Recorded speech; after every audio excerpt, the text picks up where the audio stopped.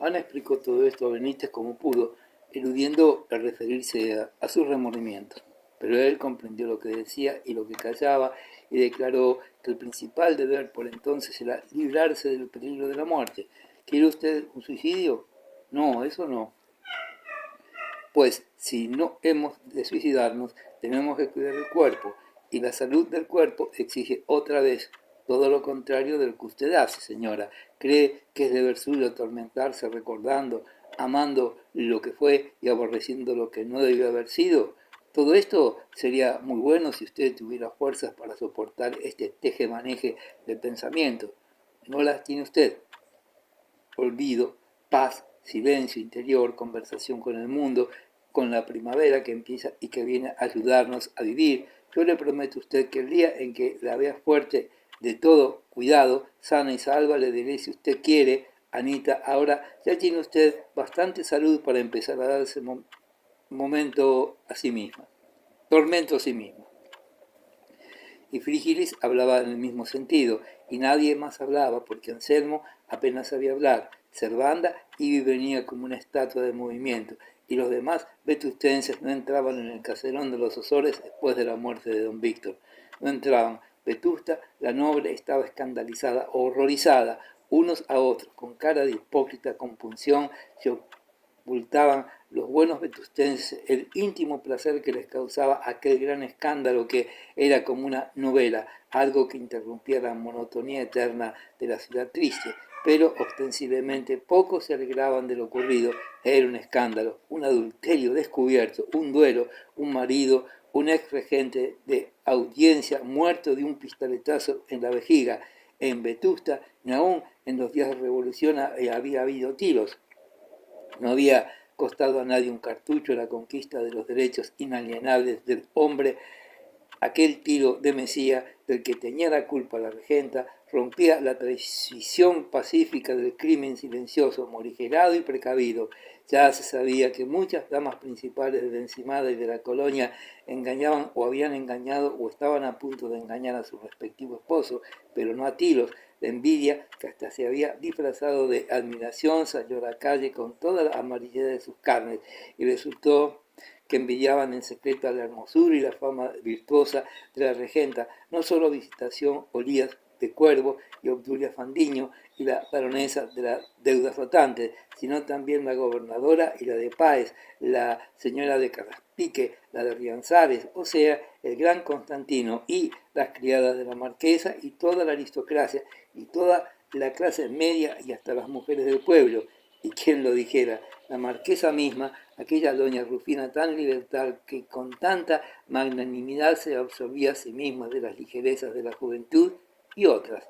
Hablaban mal de Ana Osores todas las mujeres de Vetusta y hasta la envidiaban y despellejaban muchos hombres con alma como la de aquellas mujeres. Gloucester en el cabildo, don Custodio a su lado, hablaban de escándalo, de hipocresía, de perversión, de extravíos babilónicos, y en el casino Ronsal, Foja, los Orgaz, echaban todo con las dos manos sobre la honra difunta de aquella pobre viuda encerrada entre cuatro paredes.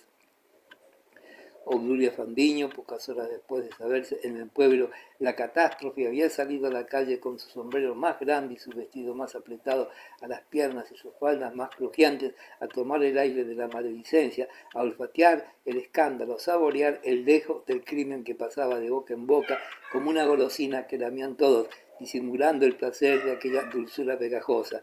Ven ustedes, decían las miradas triunfantes de la Fandiño, todas somos iguales. Y sus labios decían, pobre Ana, perdida sin remedio, con qué cara se ha de presentar en público, cómo era tan romántica, hasta una cosa como esa tuvo que salirle a ella así, a cañonazos, para que se enterase todo el mundo. ¿Se acuerdan ustedes del paseo de Viernes Santo?, preguntaba el varón. Sí, comparen ustedes, ¿quién los diría?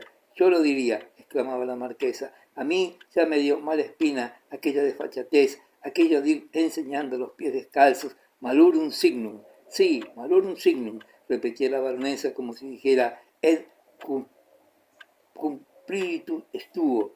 Y sobre todo el escándalo, añadía doña Rufina, indignada, después de una pausa. El escándalo, repetía el coro, la imprudencia, la torpeza, eso, pobre don Víctor, sí, pobre y Dios le haya perdonado, pero él merecido lo tenía, merecidísimo. Miren ustedes que aquella amistad tan íntima era escandalosa, aquello era nauseabundo. Esto lo dijo el marqués de Vegallana, que tenía en la aldea todos sus hijos ilegítimos.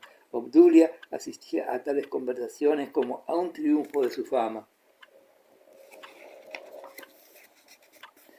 Ella no había dado nunca escándalos por el estilo. Todo Vetusta sabía quién era Obdulia, pero ella no había dado ningún escándalo. Sí, el escándalo era lo peor. Aquel duelo funesto también era una complicación. Mesía había huido y vivía en Madrid. Ya se hablaba de sus amores reanudados con la ministra de Palomares. Vetusta había perdido dos de sus personas más importantes, por culpa de Ana y su torpeza.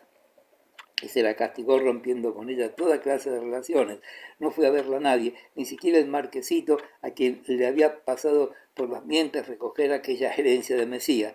La fórmula de aquel rompimiento, de aquel cordón sanitario fue esta: es necesario aislarla, nada de trato con la hija de la bailarina italiana. En honor de haber resucitado esta frase perteneció a la baronesa de la Barcaza. Si Ripamilán hubiera podido salir de su casa, no hubiera respetado aquel recuerdo cruel del gran mundo, pero el pobre don Cayetano había caído en su lecho para no levantarse. Allí vivió, siempre contento, 2 años más. Acabó su peregrinación en la tierra cantando y recitando versos de Villegas. La regenta no tuvo que cerrar la puerta del caserón a nadie, como se había prometido, porque nadie vino a verla. Se supo que estaba muy mala y los más caritativos se contentaron con preguntar a los criados y a Benítez cómo iban enferma, a quien solían llamar esa desgraciada. Ana prefería aquella soledad. Ella la hubiera exigido si no se hubiera adelantado Vetusta a sus deseos, pero cuando ya convaleciente volvió a pensar en el mundo que la rodeaba, en los años futuros, sintió el hielo ambiente y saboreó la amargura de aquella maldad universal. Todos la abandonaban, lo merecía, pero de todas maneras, qué malvados eran aquellos vetustenses que ella había despreciado siempre hasta cuando la adulaban y mimaban. La viuda de Quintanar resolvió seguir hasta donde pudiera los consejos de Benítez. Pensaba lo menos posible en sus remordimientos, en su soledad, en el porvenir triste, monótono, en su negrura. En cuanto se lo permitió la fortaleza del cuerpo revivido, trabajó en obras de aguja y se empeñó con voluntad de hierro en encontrarle gracia al punto de crochet y al de media. Aborrecía los libros, fuesen los que fuesen. Todo raciocinio la llevaba a pensar en sus desgracias. El caso era no discurrir, y a ratos lo conseguía. Entonces se le figuraba que lo mejor de su alma se dormía mientras quedaba en ella despierto el espíritu suficiente para ser tan mujer como tantas otras. Llegó a explicarse aquellas tardes eternas que pasaba Anselmo en el patio sentado de cuclillas y acariciando al gato, callar, vivir, sin hacer más que sentirse bien y dejar pasar las horas. Esto era algo, tal vez lo mejor, pero allí debía irse a la muerte, y Ana iba sin miedo. El morir no la asustaba, lo que quería era morir sin desvanecerse en aquellas locuras de la debilidad de su cerebro. Cuando Benítez la sorprendía en estas horas de calma triste y muda, le preguntaba a Ana con una sonrisa de moribunda: ¿está usted contento? Y con otra sonrisa fría, triste, contestaba el médico: bien, Ana, bien, me agrada que sea usted obediente. Pero cuando se quedaban solos Benítez y Crespo, el doctor decía: no me gusta Ana, pues yo la veo muy tranquilo a ratos. Sí, pues por eso no me gusta, hay que obligarla a distraerse. Y Frígilis se propuso conseguir que se distrajera, y por eso la rogaba que saliese con él a paseo cuando llegó aquel mayo seco, risueño, templado, sin nubes, pocas veces gozado en Vetusta. Pero, como no consiguió nada, como Anita le pedía con las manos en cruz que la dejasen en paz, tranquila en su caserón, Crespo resolvió divertir a su pobre amiga en su misma casa. Si él pudiera hacer que se aficionara a los árboles y las flores, por ensayar nada se perdía. Ensayó. Ana, por complacerle, le escuchaba con los ojos fijos en él, sonriente, y bajaba al parque cuando se trataba de lecciones prácticas. Frígilis llegó a entusiasmarse y una tarde contó la historia de su gran triunfo, la aclimatación del Eucalyptus globulus en la región vetustense. Durante la enfermedad de su amiga, don Tomás Crespo, desconfiando del celo de Anselmo y de Servanda, y sin pedir permiso a nadie, se instaló en el caserón de los Osores. Trasladó su lecho de la posada en que vivía desde el año 70 a los bajos del caserón. El tocador y la alcoba de Ana estaban encima del cuarto. Escogió Frígilis. Allí, con el menor aparato posible, sin molestar a nadie, se instaló para velar a la regente y acudir al menor peligro. Comía y cenaba en la posada, pero dormía en el caserón. Esto no lo supo Anita hasta que ya convaleciente se quejó un día de aquella soledad. Confesó que de noche tenía a veces miedo, y poniéndose como un tomate, el buen Frígilis advirtió tímidamente que hacía más de un mes y medio él se había tomado la libertad de venirse a dormir abajo de la regenta. Los criados tenían orden de no decírselo a la señora. Desde que esto supo Ana, se creyó menos sola en sus noches tristes. Roto el secreto, Frígilis tosía fuerte abajo a propósito para que le oyera Ana como diciendo: no temas, estoy aquí. Pero como la malicia lo sabe todo, también supo esto Vetusta. Se dijo que Frígilis se había metido a vivir de pupilo en casa de la regenta, en el caserón nobilísimo de los Osores, y decían unos: ¿será una obra de caridad? La pobre estará mal de recursos, con la ayuda de Frígilis podré ir tirando.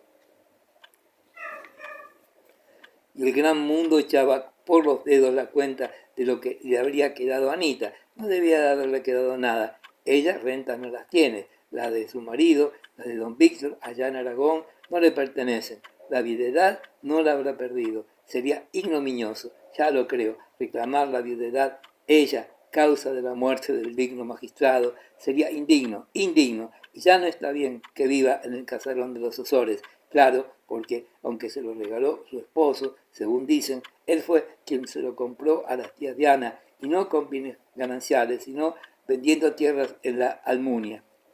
Sea como sea, ella no debe vivir en esa casa, de modo que no se sabe de qué vive. Vivirá de eso, de mantener en su casa Frígilis, que pagará bien. Eso sí, porque él es un chiflado que no tiene escrúpulos, pero es bueno.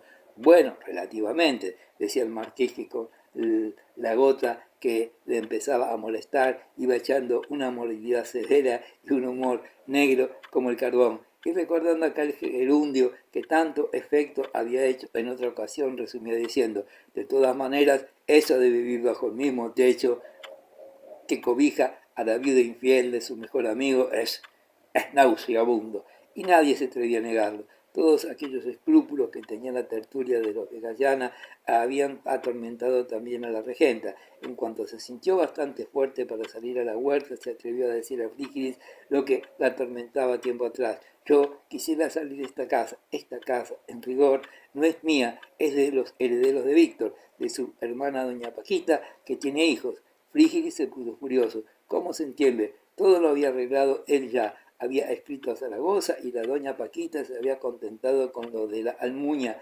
Bastante era. El caserón era de Ana legalmente y moralmente.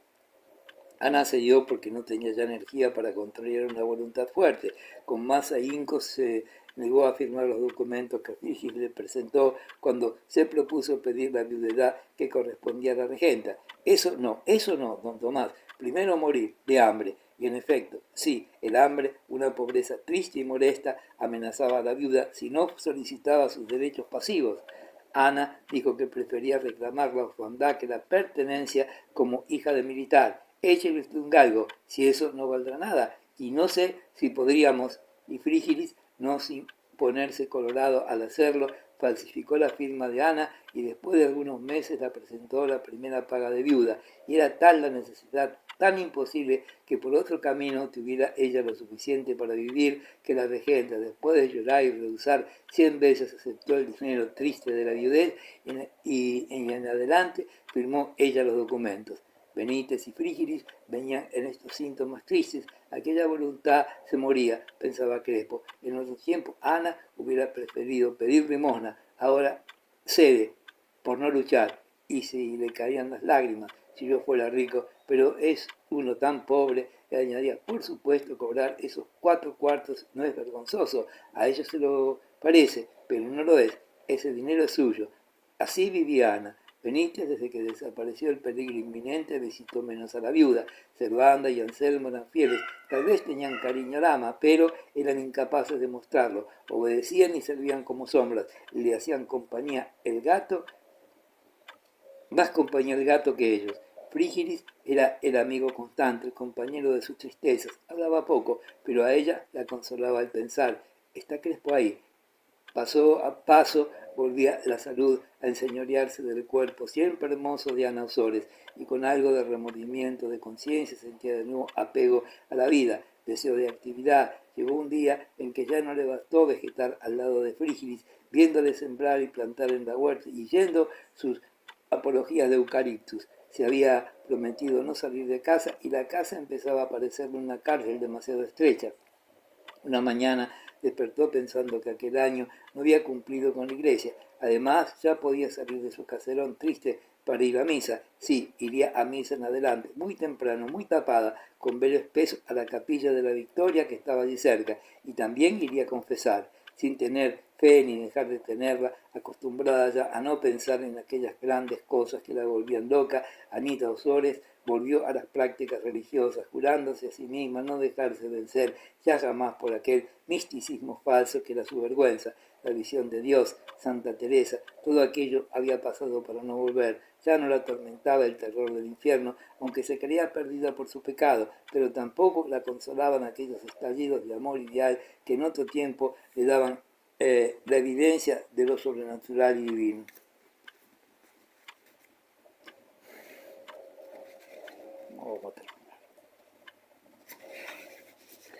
Ahora nada, huía del dolor y del pensamiento, pero aquella piedad mecánica, aquel rezar y oír misa como los demás, le parecía bien, le parecía la religión compatible con el marasmo de su alma, y además, sin darse cuenta de ello, la religión vulgar, que así la llamaba por sus adentros, le daba un pretexto por faltar a su promesa de no salir jamás de su casa. Llegó octubre y una tarde en que soplaba el viento sur, perezoso y caliente, Ana salió del caserón de los Azores y con el velo tupido sobre el rostro, toda de negro, entró en una catedral solitaria y silenciosa. Ya había terminado el coro. Algunos canónigos y beneficiados ocupaban sus respectivos confesonarios, esparcidos por las capillas laterales y en los intercolumnios del ábside tras el altar. ¿Cuánto tiempo hacía que ella no entraba allí? Como quien vuelve a la patria, Ana sintió lágrimas de ternura en los ojos, pero qué triste era lo que decía el templo, hablando con bóvedas, pilares, cristalerías, naves, capillas, hablando con todo lo que contenía a los recuerdos de la regenta. Aquel olor singular de la catedral, que no se parecía a ningún otro, olor fresco y de una voluptuosidad íntima, le llegaba al alma, le parecía música sorda que penetraba en el corazón sin pasar por los oídos. Ah, si renaciera la fe, si ella pudiese llorar como una Magdalena a los pies de Jesús. Y por vez primera, después de tanto tiempo, sintió dentro de la cabeza aquel estallido que le parecía siempre voz sobrenatural, sintió en sus entrañas aquella ascensión de la ternura que subía hasta la garganta y producía un amargo de estrangulación deliciosa. Salieron lágrimas a los ojos y sin pensar más, Ana entró en la capilla oscura donde tantas veces el magistral le había hablado del cielo y del amor de las almas. ¿Quién la había traído allí? No lo sabía. Iba a confesar como cualquiera y sin saber cómo se encontraba a 2 pasos del confesionario de aquel hermano mayor del alma, a quien había calumniado el mundo por culpa de ella y a quien ella misma, aconsejada por los sofismas de la pasión grosera que la había tenido ciega, había calumniado también pensando que aquel cariño de sacerdote era amor brutal, amor como el de Álvaro, el infame, cuando tal vez era puro afecto que ella no había comprendido por culpa de la propia torpeza. Volver a aquella amistad era un sueño. El impulso que la había arrojado dentro de la capilla era voz de lo alto o capricho de histerismo de aquella maldita enfermedad que a veces era más íntimo de su deseo y de su pensamiento, ella misma. Ana pidió de todo corazón a Dios, a quien claramente creía ver en tal instante, le pidió que fuera voz suya aquello, que el magistral fuera el hermano del alma, a quien tanto tiempo había querido, y no el solicitante lascivo que le había pintado a Mesías, el infame. Ana oró con fervor, con menosía de su piedad exaltada, creyó posible volver a la fe y al amor de Dios y de la vida. Salía del limbo de aquella somnolencia espiritual que era peor que el infierno. Creyó salvarse tomada a aquella tabla de aquel cajón sagrado que tantos sueños y dolores suyos sabía. La escasa claridad que llegaba de la nave y los destellos amarillentos y misteriosos de la lámpara de la capilla se mezclaban en el rostro anónimo de aquel Jesús de altar, siempre triste y pálido, que tenía concentrada la vida de estatua en los ojos de cristal que reflejaban una idea inmóvil, eterna. 4 o 5 bultos negros llenaban la capilla, era el confesionario. Sonaba el cuchilleo de una beata como rumor de moscas en verano vagando por el aire. El magistral estaba en su sitio. Al entrar la regenta en la capilla la reconoció, a pesar del manto. Oía distraído la cháchara de la penitente mientras miraba la verja de la entrada, y de pronto aquella silueta conocida y amada se había presentado como un sueño, el tallo, el contorno de toda la figura, la genuflexión ante el altar, otras señales que solo él recordaba y reconocía, le gritaron como una explosión en el cerebro: es Ana, la beata de la celosía. Continuaba el rum de sus pecados. El magistral no la oía los rugidos de su pasión que vociferaban dentro. Cuando cayó la beata, volvió a la realidad, el clérigo, y como una máquina de echar bendiciones desató las culpas de la devota, y con la misma mano hizo señas a otra para que se acercase a la celosía vacante. Ana había resuelto acercarse también, levantar el velo ante la red de tablillas oblicuos y a través de aquellos agujeros pedir el perdón de Dios y del hermano del alma. Y si el perdón no era posible, pedir la penitencia sin el perdón, pedir la fe perdida o adormecida o quebrantada, no sabía qué, pedir la fe, aunque fuera con el terror del infierno. Quería llorar así, donde había llorado tantas veces, una con amargura, otra sonriendo de placer entre las lágrimas. Quería encontrar al magistral de aquellos días en que ella le juzgaba el emisario de Dios. Quería fe, quería caridad, y después el castigo de sus pecados. Si más castigo merecía que aquella oscuridad y aquel sopor del alma. El confesionario crujía de cuando en cuando, como si le rechinaran los huesos. El magistral dio otra absolución y llamó con la mano a otra beata. Las capillas iban quedando despejadas.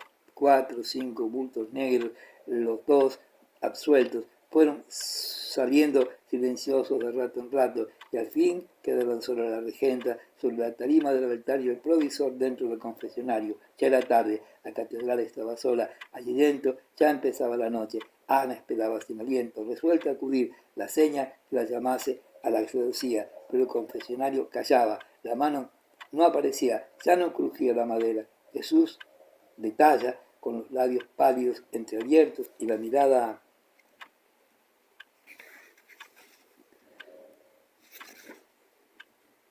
de cristal fija, parecía dominado por el espanto, como si esperase una escena trágica inminente.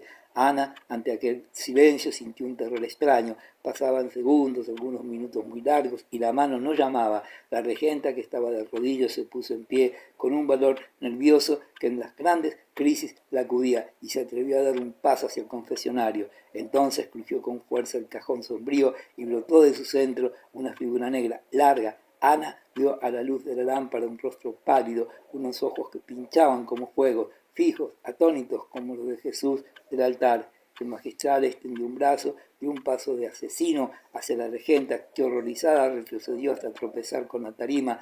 Ana quiso gritar, pedir socorro y no pudo. Cayó sentada en la madera abierta de boca, los ojos espantados, las manos extendidas hacia el enemigo que el terror le decía que iba a asesinarla. El magistral se detuvo, cruzó los brazos sobre el vientre, no podía hablar, ni quería, temblaba de todo el cuerpo. Volvió a tender los brazos hacia Ana, dio otro paso adelante y después, clavándose las puños en el cuello, dio media vuelta como si fuera a caer desplomado y con piernas débiles y temblonas salió de la capilla. Cuando estuvo en el trascoro, sacó fuerza de flaqueza y, aunque ciego, procuró no tropezar con los pilares y llegó a la sacristía sin caer ni vacilar siquiera. Ana, vencida por el terror, cayó de bruces sobre el pavimento de mármol blanco y negro, cayó sin sentirlo. La catedral estaba sola, las sombras de los pilares y de las bóvedas se iban juntando y dejaban el templo en tinieblas. Celedonio, el acólito afeminado, alto y escuálido, con la sotana corta y sucia, venía de capilla en capilla cerrando verjas. Las llaves del manojo sonaban chocando. Llegó a la capilla del magistral y cerró con estrépito. Después de cerrar tuvo aprensión de haber oído algo allí dentro. Pegó el rostro a la verja y miró hacia el fondo de la capilla, escuadriñando en la oscuridad. Debajo de la lámpara se le figuró ver una sombra mayor que otras veces, y entonces redobló la atención y oyó un rumor como un quejido débil, como un suspiro. Abrió, entró y reconoció a la regenta desmayada.